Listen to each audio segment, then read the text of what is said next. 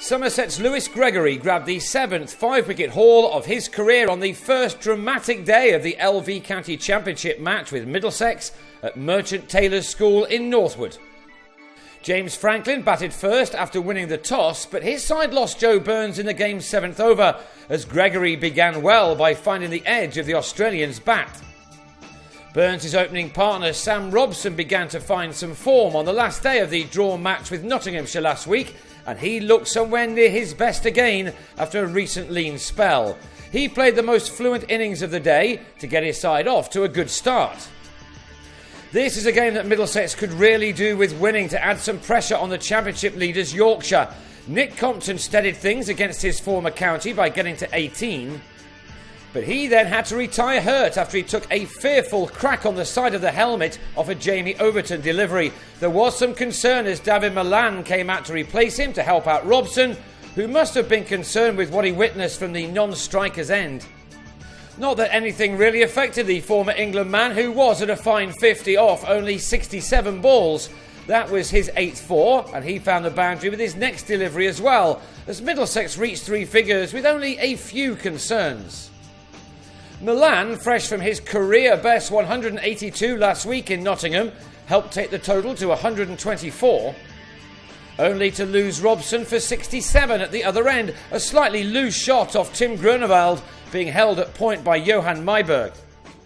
Owen Morgan then came and went in a hurry, edging his 5th delivery from Groenewald into the hands of Jim Allenby in the slips to lead the home team on 128 for 3. With the exception of the Robson-Compton-Milan combination, Middlesex couldn't make any really notable partnerships. Franklin had added 26 with Milan when he was plumb in front to Gregory for 17 at 154 for 4. The next stand offered something similar. John Simpson, the latest man to make a start, in partnership with Milan, who just like at Trent Bridge last week was holding the innings together. Perhaps it was that kind of surface when a batsman never felt fully at ease. Simpson had made 24 when he nicked off to Groenewald, who was having a good day with the ball now. It was Milan who was the one man of the day to really grit it out, and he deserved his hard-working half-century, which came off 139 deliveries and was reached with the left-hander's 8th 4. He's in prime form right now, and Somerset really needed to see the back of him before too long.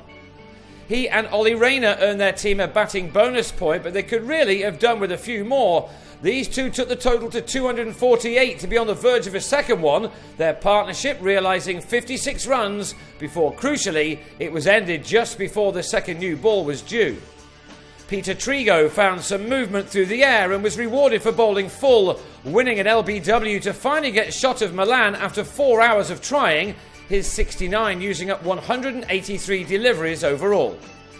Then, just after a second batting point had been earned, Groenewald, now with the second new cherry, won another LBW appeal. Rayner now on his way for a breezy 31.